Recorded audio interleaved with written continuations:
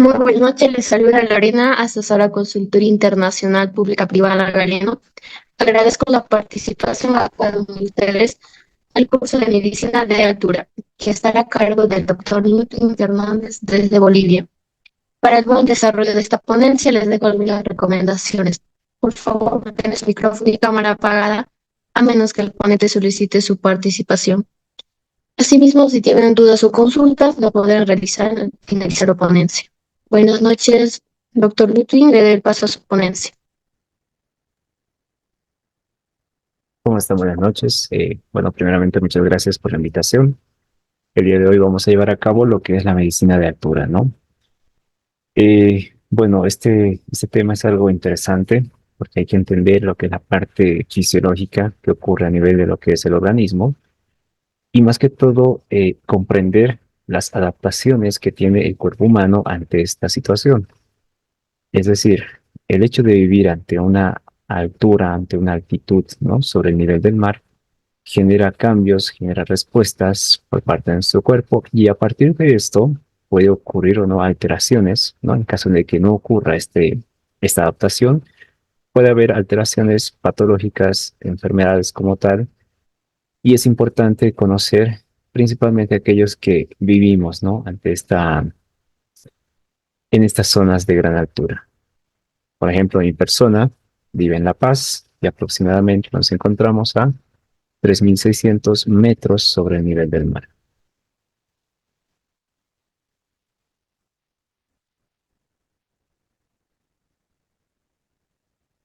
Muy bien, me confirman por favor si se puede visualizar lo que es la presentación. Sí, doctor, sí se le visualiza. Perfecto, gracias. Muy bien, como venía indicando, es necesario conocer lo que son las adaptaciones, ¿no? Y nos hacemos la interrogante. ¿Qué se entiende por adaptación a la altura? ¿A qué, ¿A qué se entiende por adaptación a la altura y por qué tenemos que aclimatarnos? Dicho esto, entonces, vamos al concepto de aclimatación. Aclimatación no es más que un conjunto de mecanismos fisiológicos, ¿no? Que van a permitir que el cuerpo humano pueda adecuarse a lo que es la hipobaria y que se desarrollen en un lapso variable que puede ser desde minutos e incluso hasta años. Es decir, va a ocurrir una aclimatación de corto plazo y una aclimatación a largo plazo, donde va a existir respuestas tanto agudas, subagudas y crónicas. Llamamos respuesta aguda a aquella mecanismo o respuesta fisiológica que ocurre de inmediato. Llamamos subagudas aquellas que pueden tardar de minutos a días y aquellas crónicas que pueden tardar incluso de meses a años. El hecho de que nuestro cuerpo, por ejemplo, aquellos que nacemos en este tipo de ambiente, ¿no? Estas altitudes, de igual forma tiene que adaptarse, ¿no? Así como el bebé nace, se adapta a lo que es el exterior. Nosotros, aparte de adaptarnos al exterior, también tenemos que adaptarnos a estas condiciones, a esta altitud. Veamos. Aquí les tengo un gráfico haciendo comparaciones de aquellas ciudades y relacionándolo con aquellas lugares que son muy altos, ¿no? Que ha podido escalar, que ha podido estar el ser humano. Y como principal, eh, como decirlo así, montaña, tenemos lo que es el Everest. El Everest se encuentra a 8.848 metros sobre el nivel del mar. Y aquí les dejo una tablita con lo que es la comparación, donde a medida que vamos aumentando la altitud, empieza a haber alteraciones en nuestro cuerpo, ¿no? Como ser alteraciones psicomotoras, empezamos a ver un mecanismo de aumento de lo que es la frecuencia cardíaca, frecuencia respiratoria, por medio del aumento del gasto cardíaco. Pero esta tablita quiero que lo asemejen con las ciudades, porque a veces pensamos, ¿no? Por ejemplo, el Monte Blanco se encuentra a 4.800 metros sobre el nivel del mar, pero hoy en día existen ciudades, existen poblaciones que tenemos personas viviendo, ¿no? Ante esta altitud. Y de aquí hay que rescatar en lo que es el concepto de adaptación. ¿no? Ya hemos visto aclimatación, ahora adaptación. Adaptación prácticamente, de igual forma, va a ser un conjunto de mecanismos fisiológicos, pero esta vez que van a permitir adecuar al organismo, ¿no?, de los nativos a las condiciones ambientales que presentan a gran altitud. Esto va a requerir que se genere cambios a nivel genético que solamente se producen después de muchas generaciones de exposición al ambiente hipovárico. Hipovárico nos referimos a la baja presión, ¿no?, de lo que es el oxígeno. Entonces, poblaciones que viven a más de 2.500 metros sobre el nivel del mar, nos referimos a nativos de altura elevada. Se ha visto estudios que nosotros, que aquellos que vivimos a gran altitud, ¿no?, nuestras generaciones que han ido viviendo en estas zonas, se ha ido modificando lo que es la parte genética, a tal grado que, vamos a ver más adelante, los genes que se han ido modificando, y esto ha generado una respuesta en nuestro cuerpo que nos permita tener esta condición y así poder, de forma natural, de forma fisiológica, realizar lo que son nuestras actividades diarias. Vamos a notar que muchos hacen esta clasificación. Decimos que es una altura elevada cuando oscila entre los 1.500 a 3.500 metros sobre el nivel del mar. Decimos que es una altura muy elevada cuando oscila entre los 3.500 a 5.500 metros sobre el nivel del mar. Y alturas extremas, aquellas que sobrepasan los 5.500 metros. Y aquí podemos ver que existen ciudades, ¿no?, en Latinoamérica, donde ya una ciudad que tenga más de 100.000 habitantes, ¿no?, ya existe, están establecidas, ¿no?, y muchas de ellas son ciudades importantes y principales de cada país. Por ejemplo, ¿no?, aquí en Bolivia tenemos ciudades como la ciudad del Alto, tenemos en Ciudad de Potosí, Ciudad de Oruro, donde se encuentran esta población a más o aproximadamente 4.200 metros, ¿no?, donde ya existe una gran cantidad de personas. Ya se habla de 3 millones de habitantes.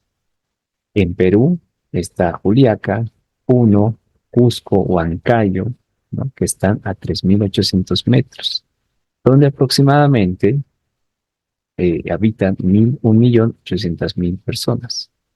Luego tenemos ya en otras regiones, ya orientales, en Lasha, Colmot, Candín, que son a 3.600 metros, donde aproximadamente viven 800.000 personas. Y de igual forma, en ciudades como Bogotá, Soacha, Duitama, viven a 2.900 metros. Como pueden ver, entonces la población, el ser humano, se ha establecido en diferentes regiones y esto ha provocado que tenga que sufrir ese proceso, ¿no?, fisiológico de aclimatación y adaptación. Las ciudades más altas, ¿no?, donde existen ya aproximadamente 30.000 habitantes, uno muy famoso que es en Perú, conocido como La Rinconada, ¿no?, que está a más o aproximadamente 5.200 metros. Luego también tenemos el Cerro de Pasco, de igual forma en Perú, a 4.300 metros, donde aproximadamente habitan 70.000 habitantes. De igual forma, en la parte oriental, en China, en Wenchuan, a 5.100 metros, están 5.000 habitantes.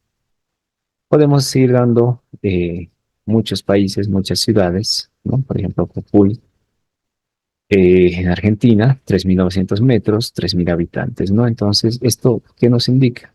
Que el ser humano se ha establecido en diferentes lugares y en diferentes planos, altitudes de lo que es el plano terrestre. Y aquí vamos a hablar acerca de la hipoxia tisular. ¿Por qué hacemos relación con lo que es ese ambiente hipovárico, ¿no?, que mencionábamos?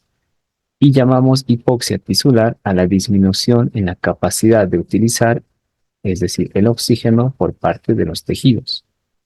Es decir, el tejido no es capaz de utilizar el oxígeno que le llegue. Recuerden que nuestro cuerpo está compuesto de células, ¿verdad? Y cada célula requiere sí o sí este elemento principal que es oxígeno para poder generar sus procesos fisiológicos. Si este oxígeno no llega a las células, al tejido, entonces empieza a ocurrir esta hipoxia tisular, ya sea porque no llega o ya sea porque el tejido no genera esa capacidad para utilizar. Por ende, la oferta, ¿no?, del oxígeno es baja y va a empezar a ocurrir ese bajo consumo de oxígeno, por ende ocurre la hipoxia tóxica. Entonces, sabemos hoy en día, ¿no?, mediante nuestra historia, que nosotros no somos los primeros en habitar estas zonas. Ya en nuestros antecedentes, en la antigüedad, ya había culturas establecidas, ¿no?, que han vivido muchos años y han permanecido ahí, nativos. Hablamos, por ejemplo, en América, los quechuas, ¿no?, que han vivido 1100 años. En Maras, en Asia, los tibetanos, que han vivido 25.000 años, los sherpas. Entonces, pues ya tenemos parte de lo que es nuestra población. Es decir, ya tenemos esos antecedentes que personas ya han padecido lo que es la hipoxia tisular. Y esto hay que relacionarlo con la presión atmosférica y la altura, que tiene relación con el oxígeno. Como pueden ver, la presión atmosférica, ahí tenemos un cuadrito que nos habla sobre los metros, ¿no?, el porcentaje y la presión. A medida que vamos aumentando, ¿no?, la altitud, 5.500, 11.000, 16.500 metros, entonces el porcentaje va a ir disminuyendo y por ende la presión va a ir aumentando. Fíjense que a nivel del mar, es decir, a 0 metros, tenemos un 100% de oxígeno y la presión parcial es aproximadamente 1.003, ¿no?, es decir, la presión atmosférica.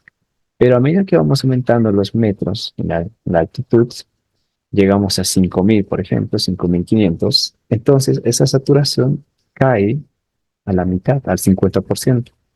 Por ende, la presión va a ser mucho más baja. Por ende, la presión va a empezar a caer. Y esto se traduce con nuestra afectación del cuerpo, porque esa presión que empieza a caer disminuye la cantidad de oxígeno que va a ingresar a nuestro cuerpo. Aquí les dejo un cuadrito donde ocurre lo normal durante la inspiración de oxígeno. En el eje de las Y tenemos lo que es la presión parcial de lo que es el oxígeno. En el eje de las X tenemos lo que es la altitud. Entonces vemos que a nivel del mar, es decir, 0 metros, la presión parcial de oxígeno debe ser aproximadamente 140, 150. Pero a medida que vamos subiendo en la altitud, ¿no?, observamos que la presión empieza a caer, y aquí también observamos la presión parcial del oxígeno y la presión de lo que es la inspiración del oxígeno. Por ende empieza a caer a medida que vamos aumentando la altitud en metros. Fíjense, una persona que vive por ejemplo, a 5.000 metros, ¿no?, sobre el nivel del mar, nótese que la fracción de inspiración cae hacia un 80, ¿no?, milímetros de mercurio, y la presión parcial de oxígeno cae hacia un 60, casi 50%, es decir, cae la mitad. Y esto se traduce en la hipoxia tisular. Ese oxígeno que está ingresando a nuestros pulmones, que necesita nuestra célula, no se va a recibir correctamente. Por ende, la inspiración del aire, aquí tenemos una gráfica, va a afectar a nivel interno. Una cosa es lo que nosotros respiramos, pero otra cosa es el aire que llega a nivel alveolar, que llega a nivel arterial, que llega a nivel venoso y capilar. Entonces, si esto lo disminuimos, ¿no?, por ende, va a afectar, es una cadena que se va afectando una tras otra. Ustedes saben que cuando uno respira, uno inspira, mejor dicho, ingresa aire, mete aproximadamente 500 ml de aire, es decir, medio litro de aire. Pero de ese medio litro, no todo llega hacia lo que son los alvéolos, apenas llega a 350 ml. Pero ahí estamos hablando del volumen del aire, no estamos tomando en cuenta el oxígeno. Si tomamos en cuenta el oxígeno y a medida que va subiendo la altitud, y la presión del oxígeno va cayendo, entonces lo que estamos respirando está bien, mantenemos los 500 ml, pero con muy poca cantidad de oxígeno. Y esto va a tener repercusión sobre el alveolo, sobre la arteria, sobre el capilar y sobre la vena. Entonces, esto va a generar lo que es una oferta distal de oxígeno con el consumo tisular de oxígeno, provocando y afectando directamente lo que es el metabolismo celular. Observamos aquí en el gráfico lo normal con lo que es la altitud. Tenemos aquí en el eje de las X, por ejemplo, la presión parcial del oxígeno, ¿no?, que va de 0, 20, 40, 60, 80 hasta 100. Y en el eje de las Y vemos la saturación de la hemoglobina, porque recuerden que la hemoglobina va a ser la proteína encargada de poder transportar este elemento por el torrente sanguíneo. Entonces, lo normal que debe ocurrir, ¿no?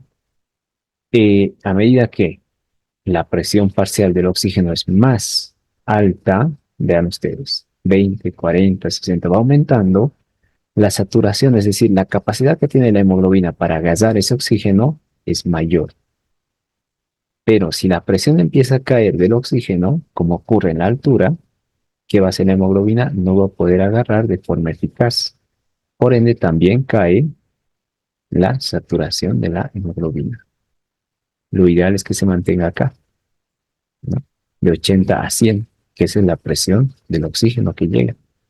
Y es por eso que en el saturómetro, o en el oxímetro, mejor dicho, nos da un 95 hasta 100%. ¿No? Eso indica que la hemoglobina sí está recogiendo correctamente lo que es el oxígeno. ¿Y qué pasa cuando una persona realiza ejercicio? ¿No? Aquí hay gran demanda de lo que es el oxígeno como tal, y por ende la hemoglobina también tiene que adaptarse ante esta situación y empieza a captar más, empieza a saturarse más oxígeno. Pero de igual forma va a repercutir en nuestro cuerpo cuando incluimos lo que es la altura. Entonces, como ya vamos dando cuenta la importancia de lo que es esta altura y tiene relevancia con lo que es la presión del oxígeno, hablamos de lo que es la hipoxia. El cuerpo, al no presentar esta cantidad correcta de oxígeno, ocurre este fenómeno, donde a nivel celular va a generar una respuesta metabólica y a nivel también va a generar lo que son factores de crecimiento celular. Y a nivel sistémico va a generar una hiperventilación, una estimulación de la eritropoiesis y una angiogénesis. A ver, hiperventilación con la intención de poder compensar, ¿no?, de poder ingresar más cantidad de aire que tenga oxígeno. Entonces, el paciente o la persona va a hiperventilar. 2, va a generar la estimulación de eritropoiesis. Es decir, va a estimular a que se pueda formar más y más glóbulos rojos, porque en los glóbulos rojos encontramos lo que es la hemoglobina. Y 3, va a generar lo que es la formación de nuevos vasos sanguíneos, porque necesita distribuir, necesita generar esa demanda y poder establecer al tejido su aporte correcto. Y acá lo que les venía indicando. Hay un factor de transcripción inducible por hipoxia. Vamos a ver que va a permitir la regulación vascular, lo que es el factor endotelial de crecimiento vascular, el inhibidor de la actividad del plasminógeno, el óxido nítrico sintasa, endotelina, hemoxigenasa, y a nivel del transporte de gases va a haber una respuesta por parte de la eritropoyetina y la transferrina. A nivel del metabolismo celular, empieza a haber un aumento de lo que es la exoquinasa. No se olviden que la exoquinasa es la primera enzima que va a agarrar a la glucosa para iniciar el proceso de la glucólisis, ¿no? Va a haber una respuesta por parte de la fosfofructoquinasa, de la piruvato-quinasa. Como ven, todas las enzimas que generan esta reacción en cadena de lo que es la formación de ATP, es decir, de la energía, ¿no?, empiezan a activarse. Es decir, ahí existe una respuesta por parte del metabolismo celular. Y a nivel del crecimiento celular, lo mismo. Existe un aumento de lo que es el factor de crecimiento insulino-simil y los ligandos IGF-2.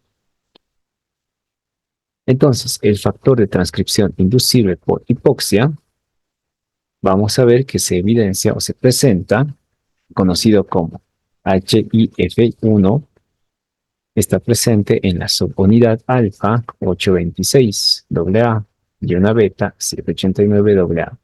Se ha podido observar que en poblaciones andinos, ¿no?, en pobladores, en personas, nativos, se registró la misma secuencia AA que en los que han vivido a nivel del mar. Entonces, es una situación de normoxia donde este factor de transcripción inducible se degrada por hidroxilación y es destruido, mientras que cuando se encuentra en situación de hipoxia, ya no se degrada, sino que más bien se une al beta y forma algo activo. Entonces, otros integrantes, por ejemplo, que podemos mencionar, son el HIF2 alfa, el HI3F alfa. Lo normal, repito, es que cuando en una población que vive a nivel del mar, ¿no?, lo normal es que este HIF1 alfa se degrade, pero se ha visto que en pobladores andinos se mantiene y todavía se activa provocando esta respuesta por parte de lo que es el cuerpo humano. Entonces, se ha visto, aquí tenemos la familia de lo que es el HIF, tenemos lo que es el 1, que existe una distribución tisular difusa, el 2, que se encuentra a nivel del endotelial, nos referimos a lo que es el endotelio, pulmón y cuerpo carótido. Y el 3, que se ubica a nivel del sistema nervioso y tejidos periféricos.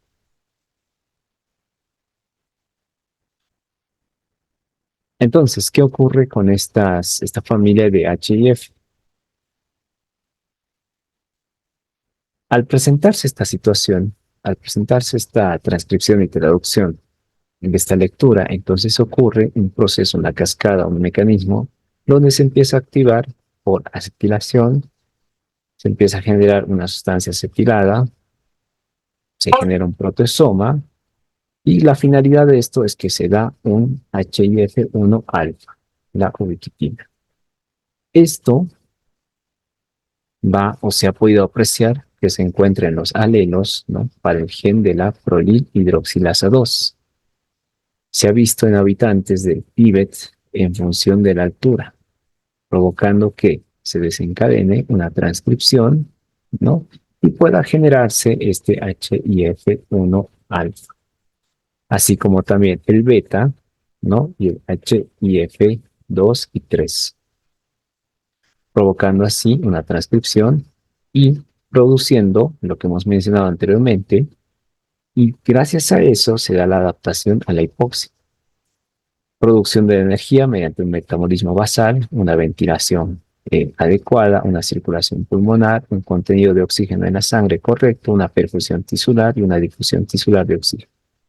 En el metabolismo basal, los sujetos aclimatados muestran un mayor aumento de lo que va a ser el consumo de la hemoglobina. En los aclimatadores crónicos se registra más bien un descenso hacia valores cercanos con lo que representa a nivel del mar. Es decir, nos referimos al metabolismo basal, ¿no? Se ha visto que el metabolismo basal normal en nativos, ¿no?, de los Andes y del Tíbet, aquí podemos evidenciar, ¿no?, que se ha ido adaptando y se ha ido relacionando, es decir, ha habido un equilibrio con lo que es a nivel del mar, con la altura. Por ende, el consumo máximo de oxígeno va a ser similar al de los nacidos a nivel del mar. No sé si aquí podemos evidenciar este gráfico donde mencionamos consumo del oxígeno máximo a nivel de la altura y a nivel del mar. Veamos acá el consumo que se da de oxígeno. En este caso lo hacemos por kilogramo, es decir, mililitros de oxígeno por kilogramo. Y como pueden ver, gracias a ese gen que se ha visto por años, ¿no?, de adaptación, se ha podido equilibrar e igualar al consumo de oxígeno a nivel del mar. Ya no es tanto esa brecha, ya no es tanto esa diferencia. Y a nivel de la respuesta ventilatoria a la hipoxia, ¿no? Ustedes saben que tenemos quimioreceptores a nivel de lo que es el seno carotídeo y el callado de la aorta. Entonces se genera lo que es el control y seguimiento, ¿no? Justamente de esta hipoxia, que gracias a poder controlar lo que es la ventilación central, permite que se pueda generar una respuesta ventilatoria, ¿no? Como hacer gracias al centro de la respiración, provocando en una etapa final que estos quimioreceptores periféricos se puedan adaptar a esta baja concentración de oxígeno que tiene nuestro cuerpo y no así provocando unas alteraciones a nivel de lo que es el sistema respiratorio y cardiovascular. En la ventilación se ha podido apreciar que tibetanos, a nivel de lo que es la presión parcial del dióxido de carbono menor, ventilan más que poblaciones andinas. Es decir, cuando nosotros realizamos una inspiración, recuerden que estamos introduciendo oxígeno y cuando expiramos estamos botando dióxido de carbono. Entonces, se ha podido apreciar que poblaciones tibetanos existe una diferencia, o se ha podido relacionar con lo que es la población andina, donde aquí tenemos en el eje de las X en lo que es el entidal, es decir, la respiración final de lo que es el oxígeno, y en el eje de las Y en lo que es la respiración final de lo que es el dióxido de carbono. Aquí tenemos lo que es antes de la climatización y después de la aclimatación. Antes de la aclimatación, ustedes pueden evidenciar que una presión parcial de oxígeno de 40, ¿no? Va en ascenso cuando uno está inspirando y expirando, hace una ventilación, ¿no? Como va en aumento, y después de la aclimatación va abarcándose, ¿no? Y va igualándose a lo que es lo normal. Es decir, antes se genera lo que es un menor eh, consumo de lo que es el oxígeno, pero gracias a la aclimatación, esto podemos nosotros captar más gracias a estas respuestas. Es decir, a la hemoglobina, a la captación, a la saturación que nosotros tenemos y pudiendo equilibrar esta variación de presiones tanto del oxígeno como dióxido de carbono. De igual forma, acá podemos evidenciar cómo se da, ¿no? Entre población del Himalaya con la población andina. Son estudios que se han ido realizando, ¿no? Hoy en día seguimos realizando investigaciones. El último artículo que ha salido, si no me equivoco, ha sido en relación a lo que es la rinconada en Perú, ¿no? Viendo la población y viendo si es que ha habido durante este tiempo algún tipo de otra modificación genética para que los pobladores de esa región puedan tengan esa actividad diaria o es que tienen alguna repercusión sobre su salud. Entonces, la circulación pulmonar a nivel del mar también existe lo que es una vasoconstricción debido a lo que es la hipoxia. Por ende, existe cierre de canales de potasio y apertura de canales de calcio y con la intención de poder generar, ¿no? Lo que es una circulación correcta. Aquí podemos evidenciar un gráfico sobre lo que es la altura, ¿no? Y lo que es los centímetros cúbicos a nivel de lo que es el pulmón. Recuerden que lo normal es que utilizamos la zona 1 de la respiración y aquí podemos evidenciar la diferencia cuando se va de una altura a otra. Vean cómo se va acumulando la utilización de estas zonas que normalmente a nivel del mar no se utiliza. Pero a medida que vamos aumentando los metros sobre el nivel del mar, entonces estas zonas van siendo compensadas una tras otra con la intención de poder nuevamente equilibrar. Aquí podemos ver lo que es la presión arterial pulmonar media, ¿no? Que también se ha podido evidenciar y se ha podido estudiar. Y se ha visto que no hay mucha diferencia. Se ha podido establecer que en cerros, ¿no? Como Cerro de Pasco, ciudades como La Paz, México, pese a que la altitud, ¿no? Va a influir sobre la presión arterial pulmonar, de igual forma se va realizando una modificación, una aclimatación y una adaptación por parte de estas estructuras. Acá les dejo un gráfico acerca de la relación de la ventilación y de lo que es el ventrículo izquierdo con el derecho, ¿no? Siendo así lo que es la circulación pulmonar sistémica y viendo así que pese a que existen cambios, modificaciones, el cuerpo es capaz de adaptarse.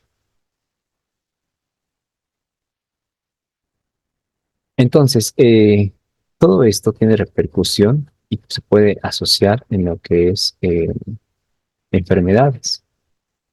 Enfermedades donde van a influir especialmente en la hemoglobina. Como esta adaptación, aquí tenemos un gráfico interesante, donde nos relaciona lo que es la hipoxemia, la ventilación, la eritropoyesis, la testosterona, y donde evidenciamos que una hipoxemia nos va a traducir a lo que es un aumento de lo que es la eritropoyesis. Esto generando lo que es el aumento de los glóbulos rojos, por ende la hemoglobina, y de esta forma poder equilibrar, ¿no?, lo que es la saturación de oxígeno. Entonces, la perfusión tisular va a ser compensada gracias a estos mecanismos y hoy en día escuchamos sobre alteraciones, sobre enfermedades relacionadas a lo que es la altura, ¿no? Por ejemplo, el mal de altura. Muchas veces uno no quiere ir a vivir a una zona de gran altitud debido a que genera alteraciones. Uno que vive a nivel del mar, me refiero. ¿Qué es el mal de altura? Prácticamente es un síndrome donde se acompaña lo que es dolor de cabeza, náuseas, fatiga, irritabilidad, vértigo, ¿no? Y esto está generado por una altura por encima de los 3000 metros. Hemos dicho que para que exista una afectación, es decir, a la mitad, ¿no?, de la que es la saturación de oxígeno, tiene que llegar a los 5000 metros. Pero cuando ya se ha visto estudios que personas que van hacia los 3000 metros o más ya empiezan a tener alteraciones y se empieza a generar respuestas tanto agudas, eh, tanto lo que son medias y crónicas, que van a tener una adaptación y una aclimatación al organismo. ¿Cómo se previene el mal de altura, no? Muchas veces nos preguntan eso. Prácticamente lo ideal es tener varias jornadas donde se pueda ascender gradualmente, ¿no? La persona pueda ir adaptándose poco a poco a medida que va a llegar a su destino. Se trata de que evitar lo que es el ejercicio intenso, porque esto puede provocar alteraciones, ¿no? Puede modificar o dar una respuesta muy rápida, muy brusca a las adaptaciones y por ende puede salir algo mal. El alcohol también puede ser un factor contraproducente debido a las alteraciones y consecuencias que puede tener. Me refiero a la parte cardíaca y pulmonar. La hidratación también es necesaria, ya que el hecho de mantener una buena cantidad, pero no solamente a nivel del cuerpo, sino más que todo a nivel plasmático, me refiero a lo que es a nivel de la volemia, de la cantidad de volumen de sangre. Entonces, esto va a permitir que la circulación pueda mantenerse. Otra de las enfermedades que se asocia a lo que es la altura, ¿no?, es justamente la hemoglobina. Y cuando hablamos de hemoglobina nos referimos a alteraciones como ser la anemia. Aquí, por ejemplo, podemos ver en el cuadro que, de igual forma, a medida que la altitud, ¿no?, los metros sobre el nivel del mar ascienden, se va ajustando lo que es la hemoglobina en el cuerpo humano. Mientras más altitud presente lo que es el cuerpo humano, el ajuste de la hemoglobina se va a ir adaptando a esta altitud, ¿no? Ir aumentando 1.5, 1.6, 1.8, 1.9. Entonces, ¿cómo ajustar? ¿Cómo realizar este ajuste? Esto especialmente en niños, ¿no? Se realiza con el niño adolescente, gestante o puérpera, van a residir en localidades ubicadas en altitudes por encima de los 1000 metros sobre el nivel del mar. Entonces tenemos nivel de hemoglobina ajustada va a ser igual al nivel observado menos factor de ajuste por altitud. ¿Qué quiere decir? Cuando nosotros lo hacemos, eh, vemos lo que es la comparación, ¿no? Lo que nos muestran los diferentes consensos, diferentes tablas, criterios. Entonces, si este paciente vive, por ejemplo, en una ciudad mayor a 3.000 metros, entonces se le hace el ajuste. Si lo normal debería ser que tenga 12,5, entonces se le resta 1 menos 1,9 y ahí tenemos lo que es la hemoglobina ajustada.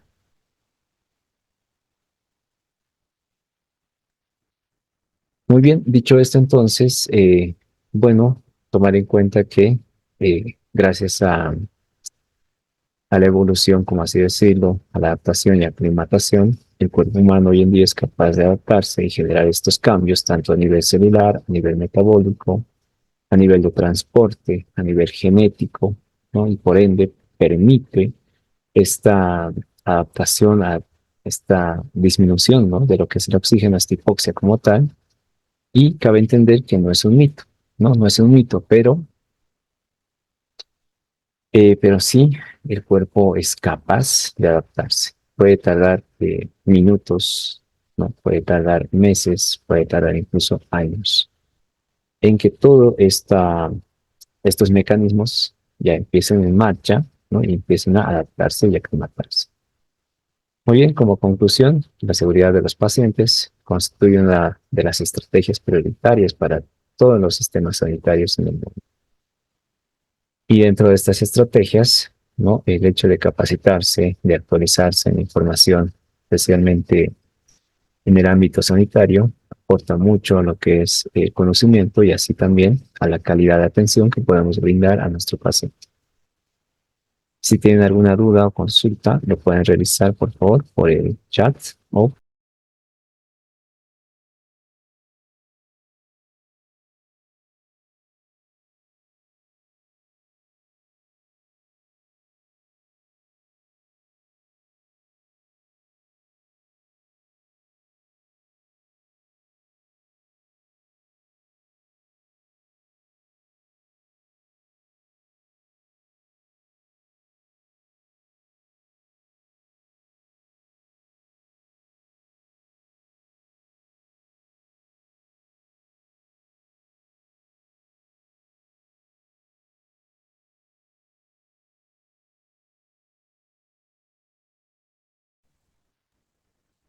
muy bien, acá tenemos una consulta. Bueno, edema pulmonar y edema cerebral. ¿Ya? Claro que sí. El edema cerebral, tanto como pulmonar, son condiciones médicas graves que pueden ocurrir como resultado a la exposición de altitudes elevadas, ¿no? Y están relacionadas entre sí. Recordarles que,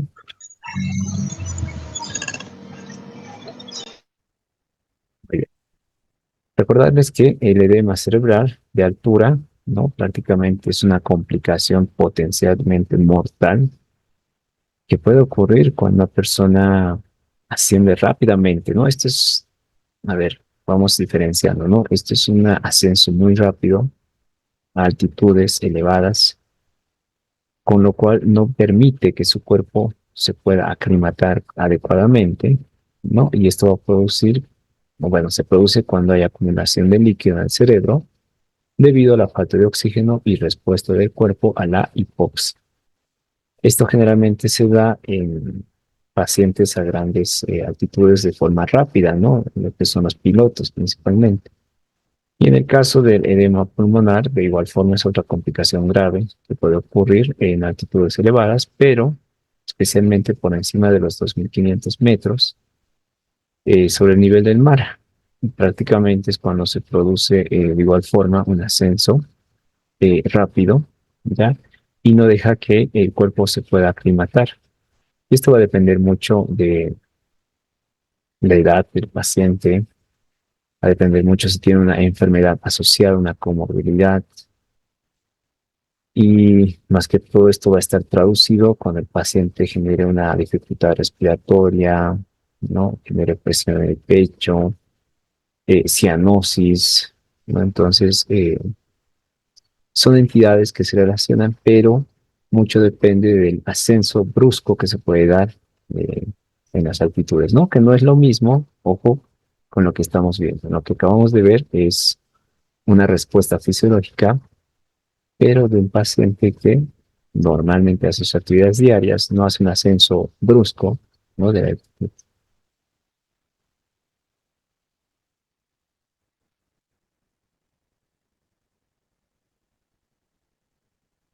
Ok, acá tenemos una pregunta interesante. Él menciona que métodos o protocolos, a ver, métodos o protocolos, allá, protocolos existen para una adecuada aclimatación. Por ejemplo, para escalar picos por encima de los 5.000 metros sobre el nivel del mar. Ok, bueno, para escalar, a ver, mm, es que protocolo como tal no hay, sino vendría siendo un entrenamiento más que todo, ¿no? Recomendaciones, entrenamiento, bueno, primero hay que fortalecer lo que es la parte del soma, es decir, el sistema osteoarticular, primero para el esfuerzo físico que se va a realizar. Dos, se debe tener una gran amplitud torácica, ¿no? Y un refuerzo de lo que es la parte cardiovascular para ¿cómo colocarlo? Para someter al cuerpo humano ante estas condiciones. Entonces, lo primero vendría siendo, no sé si han escuchado de los ejercicios cardiovasculares, ¿no? Yo iría por ahí, una recomendación mía. No soy deportólogo, entonces, con mi conocimiento, yo aconsejaría un ejercicio cardiovascular aeróbico, ¿ya? Primero aeróbico, y posteriormente realizar lo que son ejercicios respiratorios, así como también eh, lo que vendría siendo así un ascenso gradual, ¿no? Para que el cuerpo poco a poco se vaya aclimatando y también días de, de aclimatación, es decir, se le somete a un entrenamiento, ¿no? Y de ahí poco a poco se va graduando, me refiero a la altitud, para que el cuerpo mismo se vaya adaptando. Dos, el descanso. Sí o sí requiere por lo menos descansar en estas altitudes para que el cuerpo vaya eh, aclimatándose y adaptándose a esta altitud. Después, se utiliza un método, si no me equivoco, es el Clean Hacks, Sleep Low, algo así, si no me equivoco, donde indica sube alto, duerme bajo, ¿no? Donde implica ascender a altitudes más altas durante el día para permitir que el cuerpo se aclimate, ¿no? Pero luego descender a altitudes más bajas para dormir. Es uno de los métodos que se utiliza hoy en día. No sé si actualmente hay otros, sinceramente no sé. Pero lo que utilizan los profesionales son cámaras hiperbáricas, ¿no? Portátiles incluso hoy en día hay. Y también la alimentación es fundamental para lo que es ese tipo de deporte extremo. A ver, eh, medicación no como tal, sino las cámaras hiperbáricas vendría siendo lo ideal para este tipo de deporte, ¿no? De práctica. Muy bien, ¿alguna otra duda? Consulta tal vez.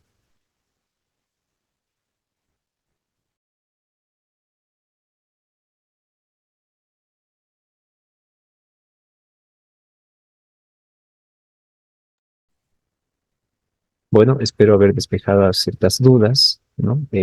Si desean el material complementario, pueden solicitar a los números que aparecen ahí en la presentación. Un saludo acá desde La Paz, Bolivia. Y bueno, que tengan una excelente noche. Conmigo nos reencontramos en otra oportunidad. Buenas noches.